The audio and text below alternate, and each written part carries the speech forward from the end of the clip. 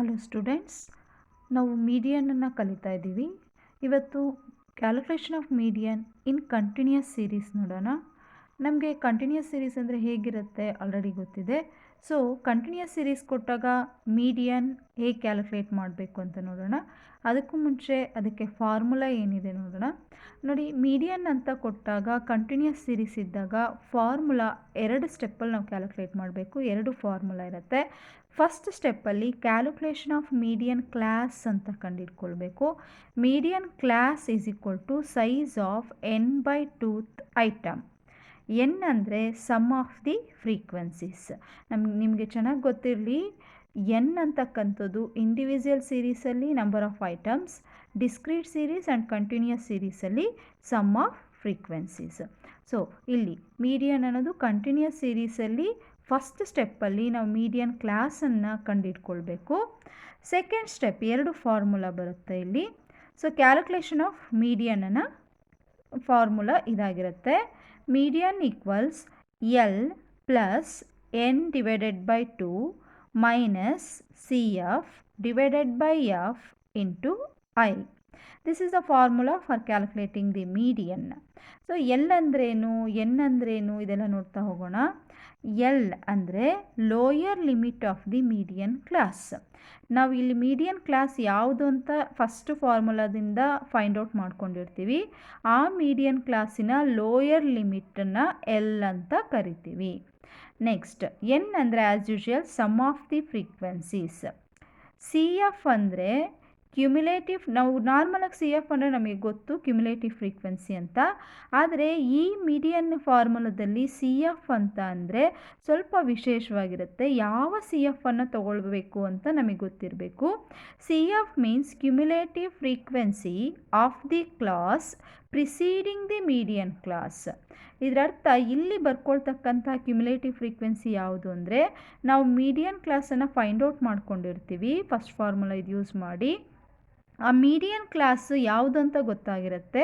ಅದಕ್ಕಿಂತ ಮೊದಲು ಬರ್ತಕ್ಕಂತಹ, ಅದಕ್ಕಿಂತ ಮೇಲೆ ಇರುತ್ತೆ, ಅದಕ್ಕಿಂತ ಮುಂಚೆ ಇರುತ್ತೆ, ಅದರ ಮೇಲಿರ್ತಕ್ಕಂಥ ಕ್ಲಾಸ್ಗೆ ಯಾವ ಕರೆಸ್ಪಾಂಡಿಂಗ್ ಆಗಿ ಯಾವ ಕ್ಯುಮ್ಯುಲೇಟಿವ್ ಫ್ರೀಕ್ವೆನ್ಸಿ ಇರುತ್ತೆ ಆ ಕ್ಯುಮ್ಯುಲೇಟಿವ್ ಫ್ರೀಕ್ವೆನ್ಸಿಯನ್ನು ಇಲ್ಲಿ ಬರ್ಕೊಳ್ಬೇಕು.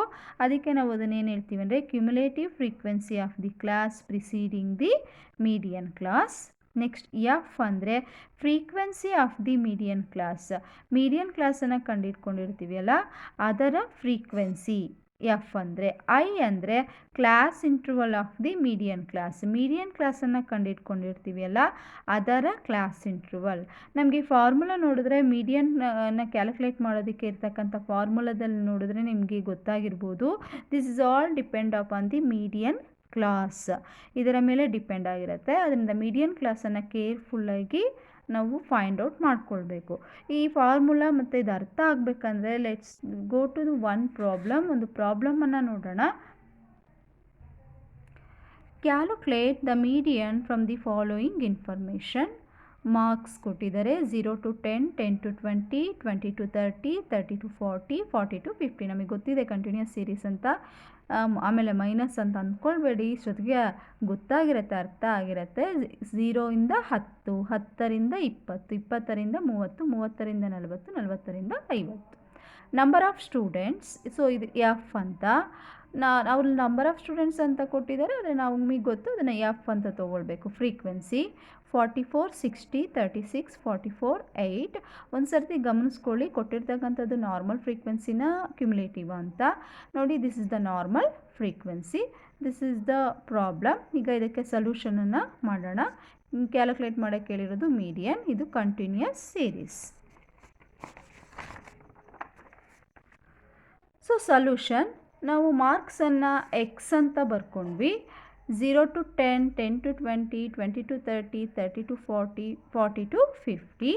ಫ್ರೀಕ್ವೆನ್ಸಿಯನ್ನು ಬರ್ಕೊಂಡ್ವಿ 44, 60, 36, 44, 8.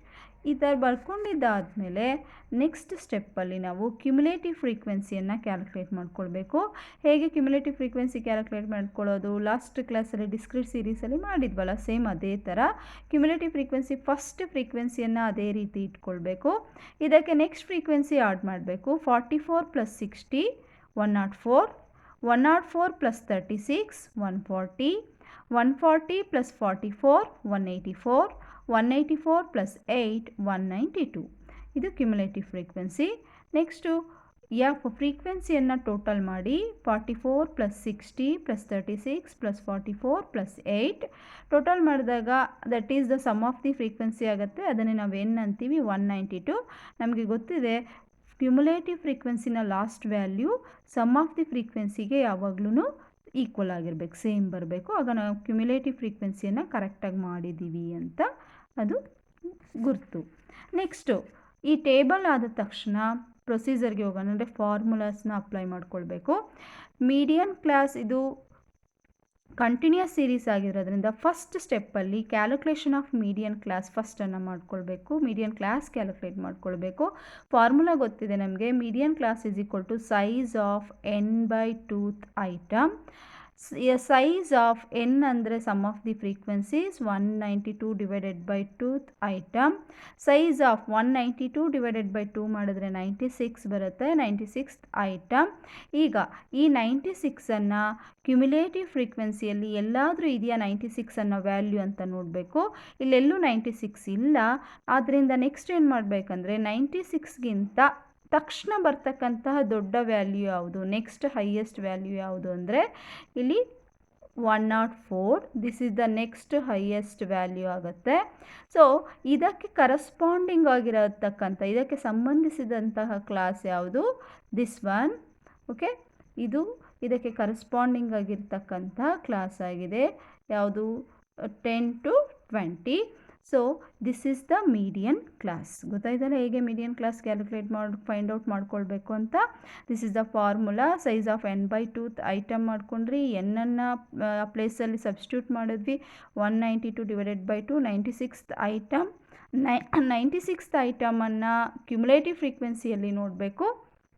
ಕ್ಯುಮುಲೇಟಿವ್ ಫ್ರೀಕ್ವೆನ್ಸಿಯಲ್ಲಿ ಇಲ್ಲ ಅಂತ ಹೇಳಿದ್ರೆ ನೆಕ್ಸ್ಟ್ ಹೈಯೆಸ್ಟ್ ವ್ಯಾಲ್ಯೂ 104, ಅದಕ್ಕೆ ನೇರವಾಗಿ ಇರ್ತಕ್ಕಂಥದ್ದು 10 to 20. So median class is equal to 10 to 20. ನಮಗೆ ಮೀಡಿಯನ್ ಕ್ಲಾಸನ್ನು ಕ್ಯಾಲ್ಕುಲೇಟ್ ಮಾಡ್ಕೊಂಡ್ರಿ, ಫೈಂಡ್ ಔಟ್ ಮಾಡ್ಕೊಂಡ್ರಿ. ಈಗ ಎರಡನೇ ಸ್ಟೆಪ್ಗೆ ಹೋಗಬೇಕು. ಎರಡನೇ step calculation of the median formula L plus n/2 minus CF divided by F into I. ನೋಡಿ, L ಅಂತಕ್ಕಂದರೆ lower limit of the median class. ಈ ಮೀಡಿಯನ್ ಕ್ಲಾಸ್ನ ಲೋಯರ್ ಲಿಮಿಟ್, ಲೆಫ್ಟ್ ಸೈಡ್ ಇರೋದನ್ನು ಲೋಯರ್ ಲಿಮಿಟ್ ಅಂತೀವಿ, ರೈಟ್ ಸೈಡ್ ಇರೋದನ್ನು upper limit ಅಂತೀವಿ, ಯಾವುದೇ ಕ್ಲಾಸ್ದಾಗಲಿ. ಇಲ್ಲಿ L ಅಂದರೆ ಮೀಡಿಯನ್ ಕ್ಲಾಸ್ದೇ ತೊಗೊಳ್ಬೇಕು. ಮೀಡಿಯನ್ ಕ್ಲಾಸಿನ ಲೋಯರ್ ಲಿಮಿಟ್ ಅಂತ ಎಷ್ಟಿದೆ 10 ಪ್ಲಸ್ ಹಾಕಿ ಪ್ಲಸ್. ನೆಕ್ಸ್ಟು n ಅಂದರೆ 192 ಬರ್ಕೊಂಡ್ವಿ, ಡಿವೈಡೆಡ್ ಬೈ 2 ಇದು ಫಾರ್ಮುಲಾದಲ್ಲಿದೆ, ಮೈನಸ್ ಕ್ಯುಮುಲೇಟಿವ್ ಫ್ರೀಕ್ವೆನ್ಸಿ ಯಾವ್ದು ಬರ್ಕೊಳ್ಬೇಕು ಅಂದರೆ ನಾವು ನೋಡಿ, cumulative frequency is the cumulative frequency of the class preceding the median class. Median class 10 to 20 ಬಂದಿದೆಯಲ್ಲ, ಪ್ರಿಸೀಡಿಂಗ್ ಅದಕ್ಕಿಂತ ಮೊದಲು ಬರ್ತಕ್ಕಂತಹ ಕ್ಲಾಸ್ ಯಾವುದು 0 to 10, ಅದಕ್ಕೆ ಇರ್ತಕ್ಕಂಥದ್ದು ಯಾವುದು ಕ್ಯುಮುಲೇಟಿವ್ ಫ್ರೀಕ್ವೆನ್ಸಿ 44. ಇಲ್ಲಿ ಫ್ರೀಕ್ವೆನ್ಸಿನೂ ಅಷ್ಟೇ ಇದೆ ಈ ಒಂದು ಪ್ರಾಬ್ಲಮಲ್ಲಿ. ಹಾಗಂತ ನಾವು ಇದನ್ನು ಫ್ರೀಕ್ವೆನ್ಸಿ ನೋಡಬಾರ್ದು, ಕ್ಯುಮುಲೇಟಿವ್ ಫ್ರೀಕ್ವೆನ್ಸಿಯನ್ನು ನೋಡಬೇಕು. ನಮಗೆ ಮೀಡಿಯನ್ ಕ್ಲಾಸ್ ಯಾವುದು ಬಂದಿರುತ್ತೆ ಅದಕ್ಕಿಂತ ಮುಂಚಿನ ಕ್ಯುಮುಲೇಟಿವ್ ಫ್ರೀಕ್ವೆನ್ಸಿಯನ್ನು ಬರ್ಕೊಳ್ಬೇಕು. CF is equal to 44. F ಅಂದರೆ frequency of the median class. ಈ ಮೀಡಿಯನ್ ಕ್ಲಾಸಿಗೆ ಯಾವ ಫ್ರೀಕ್ವೆನ್ಸಿ ಇರುತ್ತೆ ಅದನ್ನು F ಅಂತೀವಿ. ಮೀಡಿಯನ್ ಕ್ಲಾಸು 10 to 20, ಅದಕ್ಕೆ ಕರೆಸ್ಪಾಂಡಿಂಗ್ ಆಗಿರ್ತಕ್ಕಂತಹ ಫ್ರೀಕ್ವೆನ್ಸಿ ಎಷ್ಟು ಅಂದರೆ 60. ಸೊ 60ಯನ್ನು ಬರ್ಕೊಂಡ್ವಿ. ಇಂಟು I ಅಂದರೆ class interval of the median class. Median ಕ್ಲಾಸಿನ ಕ್ಲಾಸ್ ಇಂಟ್ರವಲ್ ಅಂದರೆ upper limit minus lower limit. 20 minus 10 ಎಷ್ಟು ಬರುತ್ತೆ 10, that is the I. So substitute ಮಾಡ್ಕೊಂಡ್ವಿ ಅಲ್ಲ, ಗೊತ್ತಾಯ್ತಲ್ಲ. L ಅಂದರೆ lower limit of the median class, n ನಮಗೆ ಗೊತ್ತಿದೆ sum of the frequency divided by 2, minus CF ಅಂತ ಹೇಳಿದ್ರೆ ಯಾವುದು ಮೀಡಿಯನ್ ಕ್ಲಾಸ್ ಬಂದಿರುತ್ತೆ ಅದಕ್ಕಿಂತ ಮುಂಚಿನ ಏನು CF ಇರುತ್ತೆ ಆ CFನ್ನು ನಾವು ಇಲ್ಲಿ ಬರ್ಕೊಳ್ಬೇಕಾಗತ್ತೆ. F ಅಂದರೆ ಮೀಡಿಯನ್ ಕ್ಲಾಸಿನ ಫ್ರೀಕ್ವೆನ್ಸಿ. ಬರ್ಕೊಂಡ್ವಿ. ಐ ಅಂದರೆ ಕ್ಲಾಸ್ ಇಂಟ್ರವಲ್. ಇಷ್ಟನ್ನು ಸಬ್ಸ್ಟಿಟ್ಯೂಟ್ ಮಾಡ್ಕೊಂಡ್ಮೇಲೆ ಈಗ ಸಾಲ್ವ್ ಮಾಡೋದು ಹೇಗೆ ಅಂತ, ಈ 10 ಹಾಗೆ ಇಟ್ಕೊಳ್ಳಿ, ಪ್ಲಸ್ ಹಾಗೆ ಇಟ್ಕೊಳ್ಳಿ. 192 ಡಿವೈಡೆಡ್ ಬೈ 2 ಫಸ್ಟ್ ಮಾಡ್ಕೊಳ್ಳಿ, ಡಿವೈಡ್ ಮಾಡ್ಕೊಳ್ಳಿ, 96 ಬರುತ್ತೆ. -44 ಡಿವೈಡೆಡ್ ಬೈ 60 ಇಂಟು 10 ಇಟ್ಕೊಳ್ಳಿ. ನೆಕ್ಸ್ಟ್ 10 ಪ್ಲಸ್ 96ಅಲ್ಲಿ 44 ಮೈನಸ್ ಮಾಡಿ ಕಳೆದ್ರೆ 52 ಬರುತ್ತೆ, ಡಿವೈಡೆಡ್ ಬೈ 60 ಹಾಗೆ ಇಟ್ಕೊಳ್ಳಿ, into 10. Next 10 plus 52 divided by 60 ಮಾಡ್ಕೊಳ್ಳಿ, 0.866667 ಬರುತ್ತೆ. ನಾವು 2 ಡಿಜಿಟ್ ಹಾಕ್ಕೊಂಡು 667 ಅಂತ ತೊಗೊಂಡಿದ್ದೀವಿ. 0.8667 ಬರುತ್ತೆ. ಈ ಇಂಟುನ ಇಲ್ಲಿ ಬ್ರಾಕೆಟ್ ಹಾಕಿರೋದ್ರಿಂದ ಈ ಥರ ಬಂದಮೇಲೆ ಈ ಥರ ಬ್ರಾಕೆಟ್ ಹಾಕ್ಕೊಳ್ಳಿ, ಇಂಟು 10. ನಾವು ಇಂಟು ಆದರೂ ಬರಿಬೋದು, ಇಲ್ಲಿ ಬ್ರಾಕೆಟ್ ಹಾಕಿ ಬರೆದಿದ್ದೀವಿ. 10 ಅಂದರೆ ಮಲ್ಟಿಪ್ಲೈ ಮಾಡಿರಿ ಅಂತಲೇ ಅರ್ಥ. ಸೊ 10 ಪ್ಲಸ್ ಹಾಗೆ ಇಟ್ಕೊಳ್ಳಿ. ಫಸ್ಟ್ ಇದೆರಡನ್ನು ಮಲ್ಟಿಪ್ಲೈ ಮಾಡ್ಕೊಳ್ಬೇಕು. 0.8667 ಇಂಟು 10 ದಟ್ ಕಮ್ಸ್ ಟು 8.667 ಬರುತ್ತೆ. 10ಗೆ ಇದನ್ನು ಆ್ಯಡ್ ಮಾಡಬೇಕು, ಪ್ಲಸ್ ಇರೋದ್ರಿಂದ 10 ಪ್ಲಸ್ 8.667 ಈಸ್ ಈಕ್ವಲ್ ಟು 18.667. ಮೀಡಿಯನ್ನು 18.667 ಆಗಿರುತ್ತೆ. ಸೊ ಇನ್ನೊಂದು ಗಮನಿಸಿ, ಇದು ಅರ್ಥ ಆಯ್ತಲ್ಲ ಹೇಗೆ ಕ್ಯಾಲ್ಕುಲೇಟ್ ಮಾಡಬೇಕು ಅಂತೇಳ್ಬಿಟ್ಟು. ಇದನ್ನು ಸ್ವಲ್ಪ ಗಮನಿಸಿ, ಒಂದು 2-3 ಸರ್ತಿ ಕೇಳಿ. ಇಲ್ಲಿ ಈ ಸಿ ಎಫ್ ಹೇಗೆ ತೊಗೊಂಡಿದ್ದೀವಿ, ಎಫ್ ಹೇಗೆ ತೊಗೊಂಡಿದ್ದೀವಿ, ಎಲ್ಲು ಐ ಹೇಗೆ ತೊಗೊಂಡಿದ್ದೀವಿ ಅನ್ನೋದನ್ನು ಓಕೆ 1-2 ಸರ್ತಿ ಕೇಳಿ, ಮತ್ತು ಅಭ್ಯಾಸ ಆಗ್ತಾ ಹೋಗುತ್ತೆ. Very important. ತಪ್ಪು ಮಾಡೋದೇನಪ್ಪ ಅಂದರೆ ಸಿ ಎಫನ್ನು ತೊಗೊಳೋದ್ರಲ್ಲಿ ಮೀಡಿಯನ್ ಕ್ಲಾಸ್ ಏನು ಬಂದಿರುತ್ತೆ, ಮೀಡಿಯನ್ ಕ್ಲಾಸ್ ಇದಕ್ಕಿಂತ ಮುಂಚೆ ಬಂದಿರತಕ್ಕಂಥ ಕ್ಲಾಸಿಂದು.